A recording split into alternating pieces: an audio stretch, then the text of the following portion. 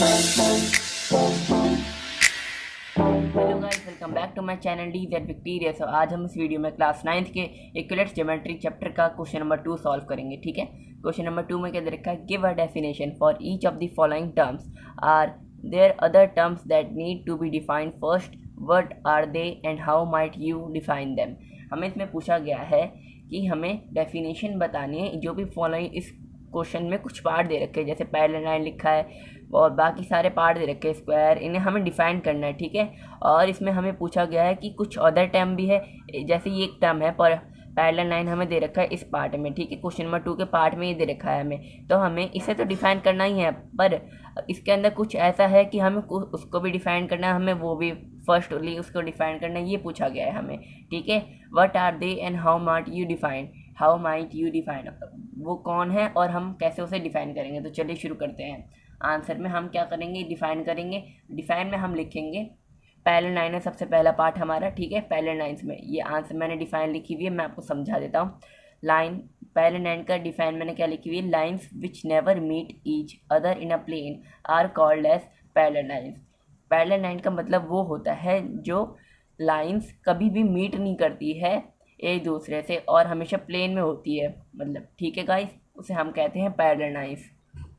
Parallel lines क्या होती है, जो कभी भी मीट नहीं करती एक दूसरे को, ठीक है, अदर प्लेन में। जैसे कि मैं आपको समझाता हूँ, ये एक शीट है, यहाँ पे मैंने एक लाइन ड्रॉ कर दी। ठीक है, ये दो लाइन जा रही हैं, अब ये ना सीधी जाती रहेंगी, कभी भी एक दूसरे को मीट नहीं करेंगे, एकदम सीधी जाती रहेंगी। मतलब कि ये कभी ऐसे तिरछी नहीं हो सकती, ना तिरछी होकर मीट कर सकती, इंटरसेक्ट नहीं करेंगे, दैट डजंट इंटरसेक्ट। ठीक है, फॉर एवर उसे कहते हैं हम पैरेलल लाइंस। जैसे ये जा रही है एकदम सीधी, एक दूसरे को इंटरसेक्ट नहीं कर रही ना, तो इसे हम बोलेंगे पैरेलल लाइंस। ठीक है गाइस, इसे हम क्या बोलेंगे, पैरेलल लाइंस। तो हमें अब इसमें क्या डिफाइन करने की ज़रूरत है, मैं वो आपको बताता हूँ। उसमें हमें डिफाइन करने की ज़रूरत है एक तो पॉइंट और एक लाइन, इसमें दे रखा है। ठीक है, point point is an exact position और लोकेशन और a plane, it has no dimension. Point दे रखा है सबसे पहले, तो हमें पॉइंट को डिफाइन करना है इसमें। ठीक है, तो पॉइंट होता है जिसकी एक अनएग्जैक्ट पोजीशन होती है, जैसे कि ये इस पॉइंट से स्टार्ट हो रही है पैरेलल लाइन और किसी पॉइंट में जाती रही है, मतलब इसका एंड नहीं हो रहा या एंड हो भी रहा है एक पॉइंट से। जैसे कि ये एक पॉइंट है और ये एक पॉइंट है और ये एक पॉइंट है, ये एक पॉइंट है, ये दोनों कर रहे हैं इंटरसेक्ट, मतलब ये दोनों ऐसी लाइन जा रही है, तो इसे भी तो हम कह सकते हैं पैरेलल लाइन, क्योंकि ये दोनों इंटरसेक्ट नहीं कर रही। तो line which never meet each other in a plane में कभी भी मीट नहीं करती, तो उसे भी हम पैरेलल लाइन कह सकते हैं ना। तो इसलिए हमें पॉइंट को डिफाइन करने की ज़रूरत है। ठीक है, अब पॉइंट का मतलब क्या होता है, point is an exact position. Point की सबसे पहले तो होती है एक एग्जैक्ट पोजीशन नहीं होती कि यहाँ पे होगा, एग्जैक्ट पोजीशन नहीं होती। ठीक है, उसे बोलते हैं हम अनएग्जैक्ट पोजीशन। और लोकेशन और अ प्लेन, इसकी कोई लोकेशन भी एग्जैक्ट नहीं होती, तो इसे इसलिए मैंने लिखा है यहाँ पे पोजीशन, मतलब a point is an inexact position और अ लोकेशन और अ प्लेन। ठीक है, इट हैज़ नो डायमेंशन। और सबसे पहली बात, एक दूसरी बात है ये है कि इसकी पॉइंट की कभी भी डायमेंशन नहीं होती, उसे हम बोलते हैं पॉइंट, उसे भी हम पॉइंट बोलते हैं। ठीक है, क्योंकि इसकी कोई डिमेंशन ही नहीं हो सकती, क्योंकि पॉइंट है ये। ठीक है, अब दूसरा है हमारा लाइन। लाइन में क्या दे रखा है, it is a straight path joining any two points in a plane. Line एक ऐसी लाइन होती है जो एक स्ट्रेट पार्ट को एक पॉइंट से दूसरे पॉइंट तक जोड़ती है। जॉइनिंग एनी टू पॉइंट्स, इसमें साफ साफ लिखा हुआ है ना guys, joining any two points, मतलब कि वो जॉइन करिए दो पॉइंट्स को। जैसे ये एक लाइन जा रही है, ठीक है, इसे मैं हटा देता हूँ, ये ब्रैकेट में मैंने लाइन दिखाई है आपको। ठीक है, तो ये इस पॉइंट को इंटरसेक्ट करते हैं, मतलब यहाँ से स्टार्ट होकर दूसरे पॉइंट पे जा रही है ना, तो इसे हम बोल देंगे लाइन। ठीक है, जो होती है एक स्ट्रेट पाथ जो एक पॉइंट से लेकर दूसरे पॉइंट को ज्वाइन करती है, इसे हम बोलते हैं लाइन। ठीक है, जो जैसे कि मैंने अभी आपको इसमें दिखाया एग्जांपल के तौर पे। अब मैं आपको बताता हूँ अपना हमारा सेकंड पार्ट, जो कि है हमारा परपेंडिकुलर लाइंस। परपेंडिकुलर लाइन है हमारा सेकंड पार्ट, जो मैंने आपको दिखा रहे हैं, ये आप देख सकते हैं। ठीक है, अब परपेंडिकुलर लाइंस की डेफिनेशन पढ़ते हैं। First of all, a line which intersect each eight right angle. ठीक है, ये परपेंडिकुलर लाइन वो होती है जो इंटरसेक्ट करती है राइट एंगल पे। ठीक है, जैसे कि एक ये है, तो ये इंटरसेक्ट कर रहा है, राइट एंगल बन रहा है यहाँ पे, तो इसे हम बोलेंगे परपेंडिकुलर लाइंस। इन दोनों को हम बोलेंगे परपेंडिकुलर लाइंस। जैसे ये एक एरो है, ठीक है गाइस, ये यहाँ पे 90 डिग्री का एंगल क्रिएट कर रहा है, यहाँ पे ये 90 डिग्री का एंगल क्रिएट कर रहा है। तो जहाँ पे भी इंटरसेक्ट करती है जिससे 90 डिग्री का एंगल क्रिएट होता है, अब जैसे इसमें लिखा हुआ है line which is intersect each at a right angle, जो राइट एंगल पे इंटरसेक्ट करती है उसे हम बोलते हैं परपेंडिकुलर लाइंस। ठीक है गाइस।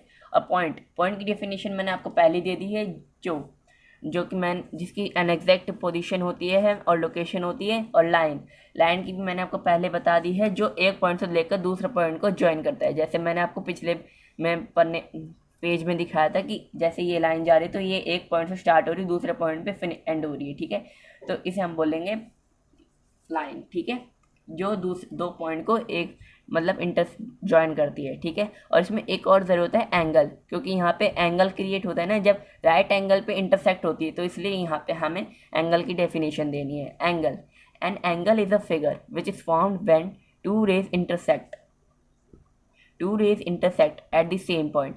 एंगल एक ऐसी फिगर होती है जो बनती है जब दो रेज जो है इंटरसेक्ट करते हैं। जैसे ये इसमें ये इंटरसेक्ट कर रहे थे, ये टू रेस हो गए, तो जो इंटरसेक्ट करते हैं तब हमारा बनता है एंगल। जैसे इसमें परपेंडिकुलर लाइन में जब राइट एंगल बनता है तब दो रे विच इंटरसेक्ट एट राइट एंगल, जो राइट एंगल पे ही इंटरसेक्ट करती है उसे हम बोलते हैं एंगल। ठीक है, उसे हम बोलते हैं परपेंडिकुलर लाइंस। और एंगल से आप समझ ही गए होंगे, इन दोनों का समझ ही गए होंगे, मतलब कि जो दो रेस पे विच इज़ फॉर्म है when two rays intersect at this point, जब दो रेज इंटरसेक्ट होती है एक पॉइंट पे। ठीक है, जैसे कि ये पॉइंट बन रहा है तो इसमें यहाँ पे पॉइंट बन रहा है तो यहाँ पे एंगल भी बन रहा है, तो इसे बोलते हैं एंगल। ठीक है, अब थर्ड है हमारा line segment. A line with to and point is a line segment. Line segment क्या होता है, डेफिनेशन आप पढ़ लीजिए यहाँ पे, जिसमें टू एंड्स पॉइंट होता है उसे बोलते हैं लाइन सेगमेंट। ठीक है, इसका एंड होता है। ठीक है, और इसमें हमें क्या डिफाइन करने की जरूरत है, एक तो लाइन इसमें दे रखा है, डिफाइन में भी एक लाइन हमें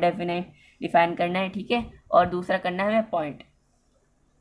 ठीक है, तो लाइन का मैंने आपको बताया था, it is the straight path joining any two point in a plane. एक स्ट्रेट पाथ होती है जो दो पॉइंट को ज्वाइन करती है। ठीक है, और सबसे पहली बात इसका तो एंड होता है, इसका एंड होता है। ठीक है, a line with to and, मतलब एंड आप समझ गए होंगे, एक पॉइंट से दूसरे पॉइंट का एंड, तो इसे हम बोलते हैं लाइन सेगमेंट। ठीक है गाइस, और lines it is a straight path joining any two point in a plane. ठीक है, जो मैंने आपको बहुत बार बता दिया है, इसमें जो एक पॉइंट से लेकर दो पॉइंट तक ज्वाइन करती है एक लाइन एक स्ट्रेट पाथ में। ठीक है, और पॉइंट का भी मैंने आपको बता दिया है, which has no other part, जिसके पास अदर पार्ट भी नहीं होता है, जिसके पास कोई और पार्ट नहीं होता है। ठीक है गाइस, और मैंने आपको जैसे आपको बताया था कि इसके अनएग्जैक्ट पोजीशन और लोकेशन होती है, कोई एग्जैक्ट नहीं होती, इसे बोलते हैं पॉइंट, क्योंकि इसके तभी तो इसका नो कोई और पार्ट नहीं हो सकता। ठीक है, अनएग्जैक्ट पोजीशन की वजह से।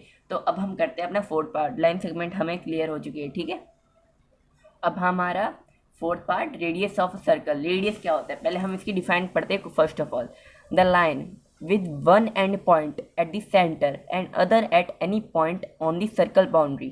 ठीक है, इसमें हमने दे रखा है कि लाइन जो रेडियस ऑफ अ सर्कल होता है जिसका एक एंड पॉइंट होता है वो होता है सेंटर में। ठीक है, और other at any point of the circle boundary. ठीक है, ये सर्कल में बनता है क्योंकि इसमें नाम से पता लग रहा है रेडियस ऑफ अ सर्कल, इसका जो सेंटर पार्ट होगा ना सर्कल का वो होता है उसका एंड पॉइंट। जैसे इसमें दे रखा है with one end point at the centre और at and other at any point of the circle boundary, और जो दूसरा होता है एंड पॉइंट वो सर्कल की बाउंड्री में बनता है कहीं भी। ठीक है, एनी मतलब कि कहीं भी गाइस। ठीक है, तो अब मैं आपको समझाता हूँ, जैसे कि मैं यहाँ पे आपको एक सर्कल ड्रॉ कर देता हूँ। ये एक सर्कल हो गया हमारा। ठीक है, तो इसका सेंटर है ये हमारा पॉइंट, ये सेंटर मान लीजिए आप। ठीक है, तो इसका ये एंड पॉइंट हो जाएगा, तो यहाँ से एक रेडियस क्रिएट हो रहा है और इसका सेंटर ये है, तो ये एक एंड पॉइंट हो जाएगा और ये एक एंड पॉइंट होगा सर्कल की बाउंड्री में। ठीक है, बिल्कुल डिफाइन से मिलता जुलता है, मैं आपको बता रहा हूँ example with the circle boundary. तो ये सर्कल की बाउंड्री हो जाएगी और यहाँ पे ये इंटरसेक्ट मतलब एंड हो रहा है, तो इसलिए हम इसे बोलेंगे रेडियस ऑफ अ सर्कल। ठीक है,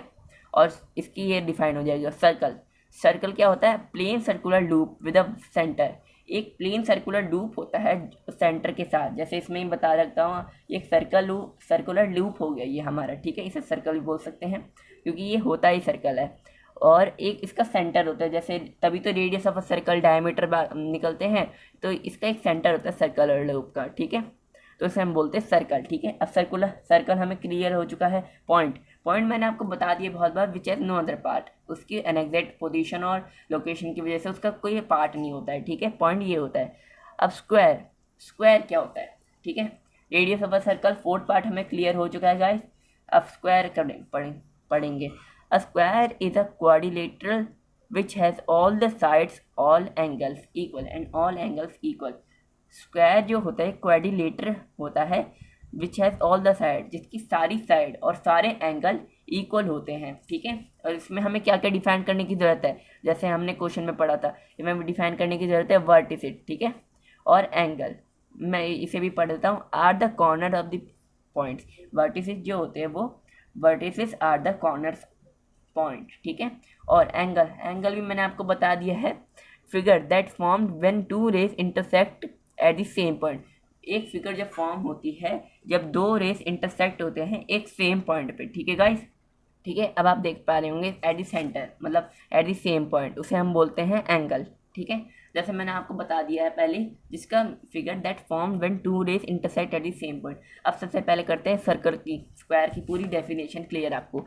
square is a quadrilateral which has all the side and all the angle equal. इसमें हमने ये पढ़ा गाइस, ठीक है, ऑल द एंगल्स इक्वल। तो ये मैं आपको एक स्क्वायर ड्रॉ करके बता देता हूँ। ये एक स्क्वायर है हमारा, ठीक है गाइस। अब इसकी जो भी साइड होंगी ना स्क्वायर की, तो सबसे पहली प्रॉपर्टी ये होती है कि स्क्वायर की जो भी साइड्स होंगी वो इक्वल होंगी। आपको पता होगा, आपने पिछली क्लासेस में पढ़ा होगा। और जो एंगल्स होते हैं स्क्वायर के वो भी इक्वल होंगे, क्योंकि इसकी साइड्स भी इक्वल है। तो यहाँ पे भी एक एंगल बनेगा, यहाँ पे भी ये एंगल इसके बराबर होगा, ये एंगल इसके बराबर होगा, because of equals of side, क्योंकि इसकी साइड इक्वल है, ठीक है। अब vertices are the corner points. Vertices क्या होते हैं, वर्टिसेस जैसे कि ये मैं बना रहा हूँ एक स्क्वायर, ठीक है, यहाँ पे एक एंगल क्रिएट हो रहा है, ठीक है। तो इसका जो corner point, vertices are the corner point, इसकी कॉर्नर पॉइंट को हम बोलते हैं स्क्वायर की वर्टिसेस। जैसे ये एक पॉइंट है, ये एक पॉइंट है, ये एक पॉइंट है, यहाँ पे जो भी कॉर्नर में पॉइंट बन रहा है ना, जैसे ये पॉइंट बन रहा है तभी तो ये बन रहा है, तो हम इसे बोलेंगे वर्टिसेस, ठीक है गाइस। अब एंगल, एंगल तो मैंने आपको बहुत बार बता दिए, way figure that form when two rays intersect at the same point. Figure जब फॉर्म होती है जब दो रेस इंटरसेक्ट होती है एक सेम पॉइंट में, तब हमारा बनता है एंगल, ठीक है। जैसे ये है, दो रेस इंटरसेक्ट हो रही है, तब हमारा एंगल क्रिएट हो रहा है, तब इसे बोल देंगे एंगल, ठीक है। तो हमारा ये क्वेश्चन नंबर 2, तो हमारा इसी के साथ ये क्वेश्चन नंबर 2 कंप्लीट होता है। मिलते हैं वापस अगली वीडियो में, तब तक के लिए subscribe my channel and comment in comment section. Bye bye.